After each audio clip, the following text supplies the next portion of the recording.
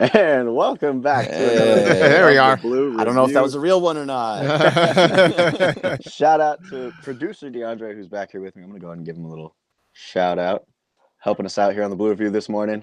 What's up, Yes, DeAndre? sir. Well, welcome back. Thank you to the chat for joining in. Already, I saw some comments before we even got going live. That was great to see. I know we weren't here yesterday, so some people are absolutely, fiending for some Blue Reviews. So that's what we're here for. We're going to give you Dodgers Talk, your first chance to react to the loss last night.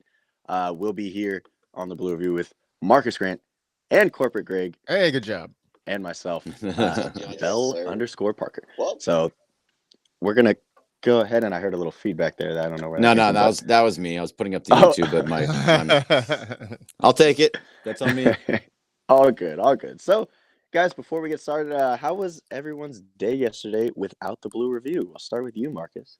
It's busy. I have responsibilities on Tuesday mornings, which is why I generally am not going to be here most of those days. But like the mustard is blooming, the broccoli is sprouting, the sun was shining for a good portion of the day. So aside from that quick 2.5 hours or so in mid to late afternoon, all was well yesterday. Yeah, all was well yesterday. It was a day of sitting inside of an MRI machine, so that was really, really fun. So, but it was just procedural, and it just had to happen. Nothing important, but otherwise, that was my day. And then we had to deal with what we saw last night. But before we get into this, Parker, Yes, sir. you have your boy DeAndre there with you. Some things happened over the weekend, and we need you to explain. Do you have the picture? Did you put it in? Do we have the picture, D? So, yes, DeAndre and I, we happened to, let's see, how do I explain this? Sunday, we helped out a dear friend of ours, alongside producer Jorge of the Travis and Sua Show. We helped out Mario Ruiz, who we all know at the station. Yeah. And we were helping him do something with a little bit of his cool music side stuff. And DeAndre and I were just hanging out, taking a break of some work, and while we were taking a break, I decided, why don't I hook my boy up with a little a little grape? And shout out to Crypto Ray for the edit. Why is Dave Roberts overseeing this? Or this is happening behind his back, apparently. Oh, It is I happening wish I behind his knew. Now, I wish did you I go knew. after you fed him the grapes? Did you get a palm frond and start, fanning him off? Is that part your of the Royal the Highness? part- Oh man, yeah. There's not much really to explain on my end. Wait, what do you mean on your end? It's both. You're the one putting the grape into DeAndre's mouth. DeAndre just hanging out, doing his thing. I don't know. Reactions, Marcus. I thought I was just helping a brother out. This could be a whole episode of Blue Review. I'm assuming that DeAndre was occupied. His hands were occupied or something. But yeah, I please give us some at least some context. Yeah, no. So you can't tell from the edit. I don't have the original picture with us. It was just from an IG story. Someone captured the moment. DeAndre's girlfriend captured the moment of me standing over a ledge while I was getting myself some snacks, and I just, I looked down and I was like, I don't know how my mind works. I just thought this would be funny. and I Hey, DeAndre, open your mouth. Yeah. DeAndre, look up. And that's the context, is that there is no context really. We're crazy like that. They call us the work hubbies. It's bad. All righty then. All right. Well, we can move on. We can move on from that, Parker. Don't worry. We'll let you off now. Thanks. I know it was a lot for you, but either way, I think one of the big things that Marcus, want to talk about when it came to last night's game was, first of all, the bats are just ridiculous and cannot get Tyler Glasnow any type of run support. That was the fifth outing in a row. It's a full month where they've scored 0 runs for Tyler Glasnow, and he's pitched really well in that time too. So that's something that has to change. It feels like remember Clayton Kershaw never got run support, or like Rich Hill never got run support. It just certain guys that happens to it for whatever reason, but that's something that happened. But before we get into that, I do want to talk about something that some people on Twitter were talking about last night during the game. In the top of the 8th inning, Shohei Ohtani had a little single to the right side, got on base. They didn't get anything out of it. He ended up at third base, stranded at third. It was first and third. Will Smith was on first, and Shohei was on third. And people were wanting the Dodgers, to bunt in those situations. I don't know where you can possibly bunt in those situations. And I don't like, there's times when there is the right time to bunt, but that inning was the wrong one. Well, with the guys that you had coming up at that spot, you're not going to sacrifice them asking them to bunt. You're not going to ask Freddie Freeman to bunt. You're not going to ask Will Smith to bunt. Those are not the guys that you want, because these are guys who can change the game literally with one swing of the bat, right? I mean, Freddie Freeman gets a hold of one. It's a 2-1 game. Same with Will Smith. You're not going to ask those guys to give themselves up. Now, if you're talking a little bit later in the lineup, maybe we have a little bit more of an argument, right? If you're looking at a Chris Taylor, if you're looking at a Jason Hayward, somebody like that, maybe we can have that conversation a little bit more. Look, was it a week ago? Was it against the Mets when Taylor laid down that safety squeeze? Which, I mean, we talked about a show. It was an objectively terrible bunt. It worked. It got the run home. It wasn't pretty by any stretch of the imagination, but I think those are the guys you're asking to bunt. I don't think ever in a million years. I mean, maybe if you go back to the 70s, early 80s, you're asking your power hitter to square around. Probably not even then. I just don't see it happening, especially in today's game. Yeah, and so if we actually ran through that specific inning, and that's the one that they were saying they need to bunt in those situations, it wasn't possible. So you got Shohei that got on base. It was a single. Freddie Freeman was struck out on a pitch that was below the knees and was nowhere near the strike zone, but he got called out. So now you have 1 out. Will Smith then walks. So it's first and second with 1 out. Teoscar Hernandez comes up. You can't ask the leader. He is tied for the lead in RBIs on this team. You can't ask that guy to bunt and give himself up, and that's an automatic out. And so let's just say you do ask him to bunt. You got the exact same situation. First of all, Teoscar hit a bomb that should have been out in every single ballpark, including in Pittsburgh. It was just to dead center, but that was a home run ball. Like Aroldis Chapman was throwing his glove on the ground. He was pissed. He thought it was gone. Everybody thought it was gone. It just barely made it to the warning track somehow. If we want to get into a dead ball conversation later, we can get into a dead ball conversation, but that was what happened there, and it moved him over to move Shohei to third. Basically what you're asking for in a bunt in that situation, but you almost had a home run. Then you have, but either way, that's 2 outs, and Pages can't do anything. And Pages struck out. That's the end of it. There's nothing different that you could have done in that situation. So to say bunt for the sake of bunting, it just doesn't make any sense to me. No, I get it. And I think the conversation comes out of a place of frustration for the fans, right? Watching this team squander opportunities. I mean, yesterday they were 0 for 12 with runners in scoring position. It is a theme that is reared its ugly head time and time again with this squad, that they just don't seem to get the big hits when they need them. And so I think you have a lot of fans understandably sort of throwing up their hands and saying, like, let's just try anything. Like, let's just try dropping down a bunt, right? Like the old get them on, get them over, get them in.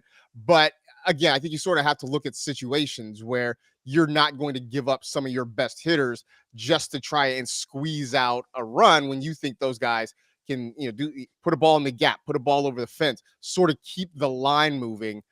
Because look, this team is good enough that they shouldn't have to play for 1 run, especially not in June, right? This isn't game 6 of a playoff series and you're trying to move on. This is June. Hopefully they are able to find a way to score some runs, especially when you've got a guy on the mound who has been throwing the ball the way Tyler Glasnow is. Yeah, exactly. And I think it's a situation where I get the bunt and I understand wanting to bunt in certain situations. This one was just not the right one. But to your point now, it's, Glasnow, they cannot get him any type of run support. I don't know what it is. I don't know why it's always with him. 5 in a row of getting zero run support is kind of frustrating, and we're seeing a lot of frustrating things happen. I don't know. You can't even blame the bottom of the lineup. You can't blame the top of the lineup. You can't blame the middle of the lineup. It's just nobody is getting hits in big situations, and to lose 1-0, is worse than when they lost 4-1.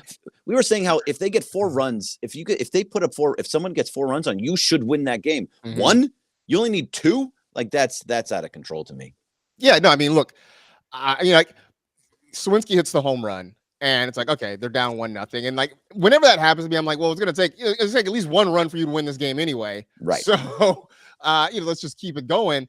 And then listening in the car and hearing the broadcast. I mean, Tim Neverett made the point like 6 innings. He's like, it's getting late awfully early because the bats aren't doing anything. You had Jared Jones who's just blowing guys away, scattering 3 hits, not giving them a whole lot of opportunities. But again, to be 0 for 12 with men in scoring position means you had chances and you just didn't take advantage of it. So it's frustrating. You're right. It's a thing that's up and down the lineup. It's not just, the bottom guys. It's not just the top guys. Everybody is sort of floundering in those situations. And I don't know that there's an answer other than you just got to perform better. I don't know that there's a way around it. I saw yesterday on Twitter, calls to fire the hitting coach and bring somebody new in. I just feel like it's just an approach at the plate, and guys just aren't producing when they have those opportunities. Yes, the hitting coach, like Robert Van Scoyoc, is a good hitting coach. He's been what's like really helped this team out, but I don't know how much the hitting coach is going to change. I mean, it's approach. I mean, you can have those conversations about approach and not swinging at pitches that are outside the plate and just focusing on the inside, the actual box. But it's tough too when like Freddie gets called out on a strike that's below the knees. That's a tough thing. But either way, I don't know if Van Scoyoc is going to help them swing through pitches differently. I mean, you're missing fastballs, and they're the worst fastball hitting team in the big leagues. I think you said the other day, or one of the worst. One of them, yeah. Yeah, against fastballs, that's not something that a hitting coach can really change for these guys at this level. I would hope that if it keeps going, Van Scoyoc will be fired. If it keeps going like this, they're not going to allow this to happen. Someone's going to become the scapegoat, and Van Scoyoc would be that guy. I don't know if it's that time just yet. Shohei needs to start hitting. He's in a slump. Mookie is starting to slump. He needs to start hitting. It's everybody up and down the lineup just not hitting. See, that's a tough conversation though, Greg. Sorry, Marcus. Like when you're talking about when the stars aren't hitting, the conversation to be said like, oh, we have to find a scapegoat. It's got to be the hitting coach. That is tough when it's the stars. When it's the bottom half of the lineup and nobody's figuring it out all season. Yeah, it's easy to just be like, the hitting coach, the guys on the bench there aren't helping out. But when you're talking about Mookie and Freddie, guys who almost don't really need to be coached to an extent, that conversation starts to get pretty hard.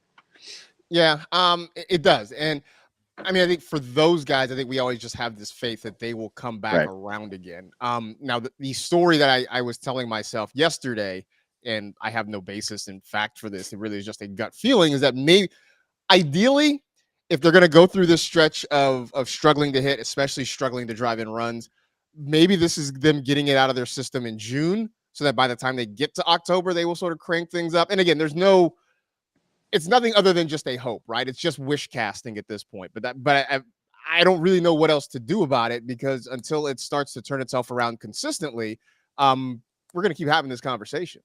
Mm-hmm. Yeah, so absolutely. Good. Yeah. I was just going to say, Glasnow with a great performance, and we're going to have another cool pitching matchup today. And Greg, I know you wanted to have a good amount of time to talk about Skeens because he's the baseball's it boy. Before we do, though, I just want to remind everyone, speaking of weird road trips, the Dodgers have been all over the place, and this is like a very weird scheduling situation, heading to Pittsburgh and then all over New York in the weekend. Speaking of that, here at the Blue View, we're sponsored by LAX. So a reminder that our friends at Los Angeles International Airport are constantly making changes. They're just trying to make the travel experience better for the regular day people. So saving guest time, reducing traffic. And if you want to find out more, check it out at flylax.com/transforminglax. So yes, the Dodgers out in Pittsburgh, as we know, 1-0 loss yesterday. Glasnow not getting run support. It sucks. But tonight, a little Paxton versus Skeens matchup, primetime television there. Skeens, Greg, what have you seen out of him? And I know you were looking up some pretty cool stats about the rookie. He is crazy. Yeah, so I mean, he's been fantastic. And by the way, that has something to do with they had an off day on Monday. Maybe this is why they didn't score any runs yesterday, because they went They from New were York delayed too to in LA. New Yeah, York. yeah, New York, LA, back to Pittsburgh for 3. It was just a very weird Yeah. scheduling quirk. I can't blame it on that, but I don't know. Maybe they were just tired. Who knows? But yeah, Paul Skeens, I'm actually really excited to watch him. I've just in looking up, I haven't actually seen anything but highlights from him. I don't know if you've seen anything other Marcus, but the fact is, like, I see that he has been fantastic. He strikes a lot of guys out.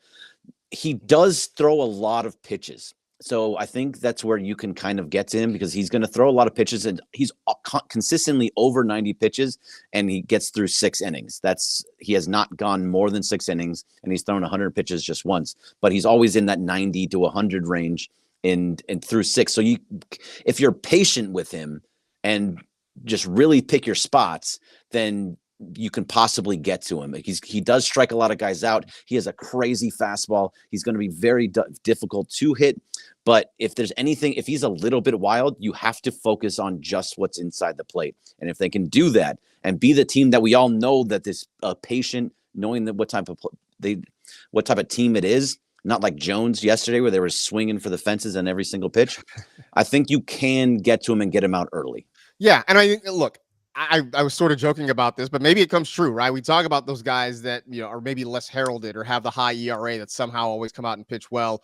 It does seem like this team locks in against these guys that are tougher. I mean, we saw that in that series against the Braves, where they locked in against some really good pitchers and had some pretty good at bats. Maybe this is the case that, look, they've heard about Paul Skeens as much or more than probably we have, right? They know his reputation coming in. So maybe that forces this offense to lock in a little bit more. And I think to your point about just sort of zoning pitches, and I think that's a thing just to do when you are in a slump in general. Hitters will talk about that. Coaches will talk about that. Just at some point, you just decide, I am going to look in a specific zone, a specific area, and I'm going to try to drive those pitches. And I think for this team, it might just have to be that. Like, you're going to get one middle in, or you want to get one out away and try to go the other way with it. Just focus on that, especially with a guy who's going to hit triple digits consistently throughout the ball game. I think that's probably the best way to approach this thing.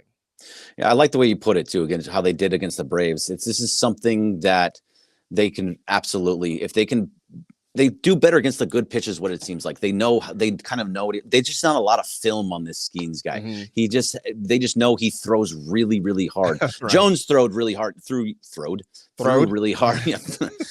That's the wrong word. Threw really hard yesterday, but so maybe they have that kind of they've already seen a little bit of it. So, but it's gonna be tough no matter what, and it's really gonna come into Paxton being the way that he has been recently. Outside, he had one bad outing, but if he's been the guy he's been all this whole year and not walk guys, this could be a very, very low scoring game, and where it's gonna be another one of those like 1-2 run, 2-0, 1-0 kind of games again. Yeah, a quick little tidbit on Skeens. I thought this was fun. He's because he is a SoCal native.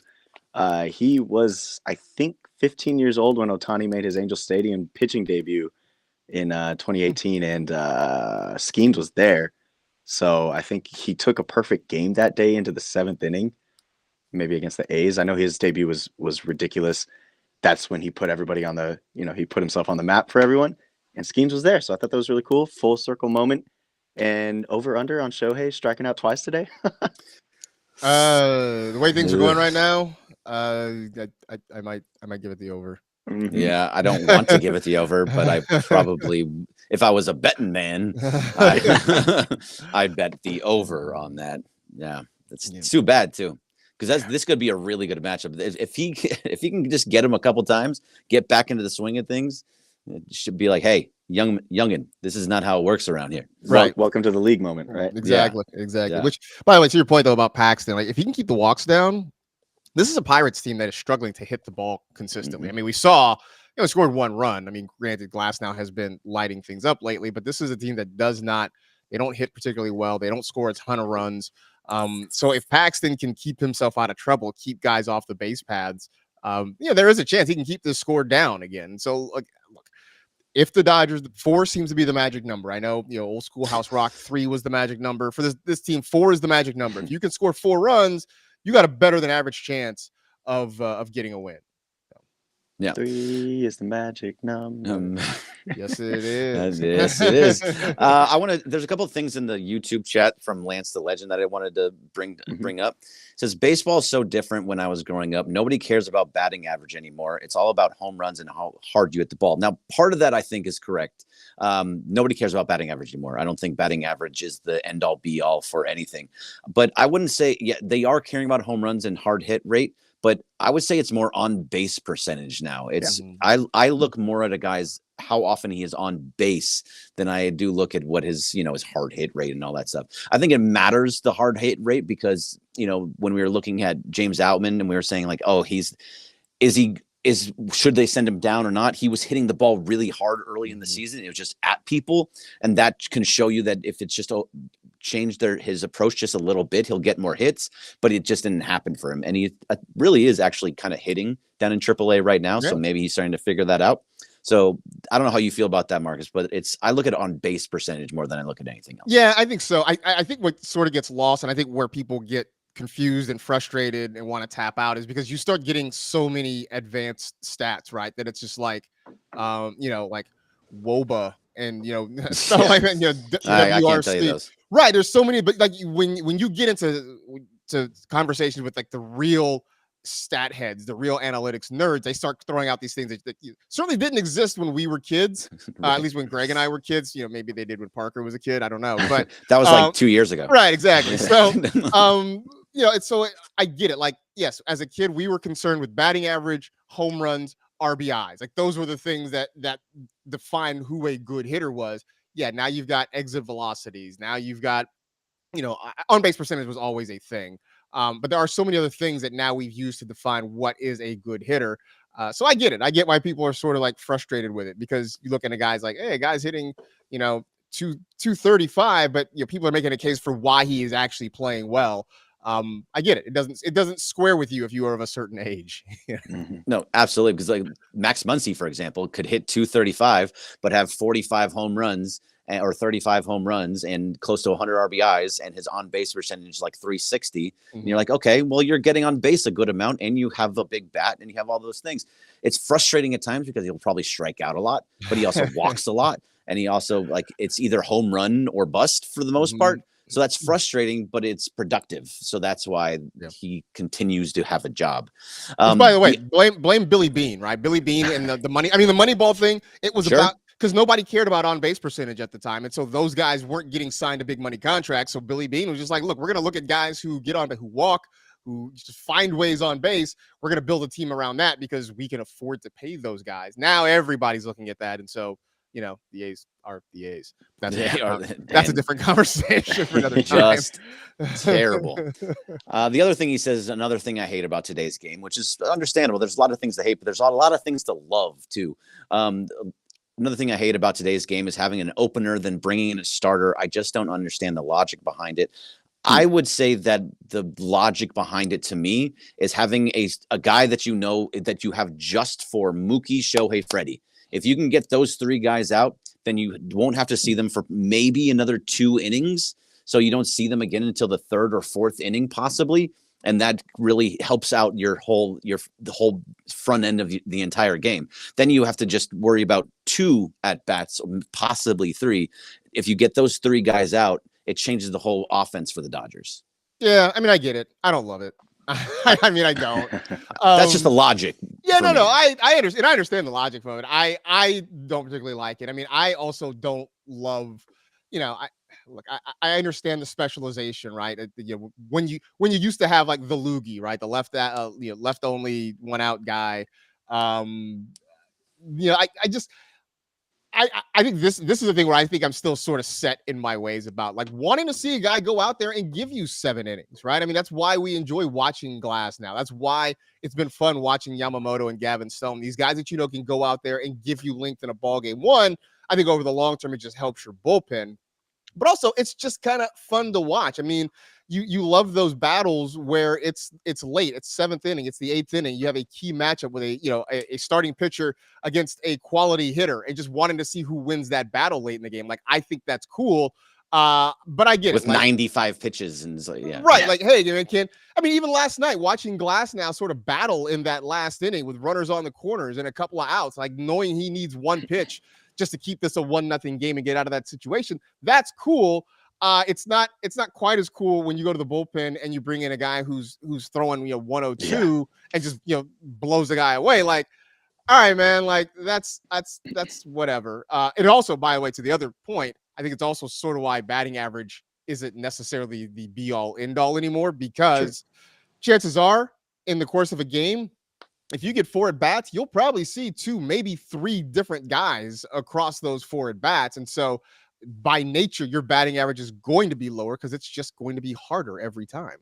Yeah, that's a great point. And we got to get out of here, Parker. I know that's right. Yeah, get... Jared Jones won the battle yesterday. Shout out to Glasnow for getting his 100th strike. Strike out the first Dodger to make that feat since Clayton Kershaw in 2016.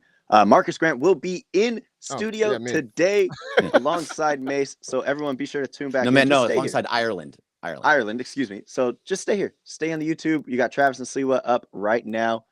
So thank you to the LAX. Thank you to Marcus Grant, Greg Bergman, and myself, Parker Bell. We will catch you tomorrow, same time, 9:30, 9:55. Thank you very much. DeAndre, cue that blue review music.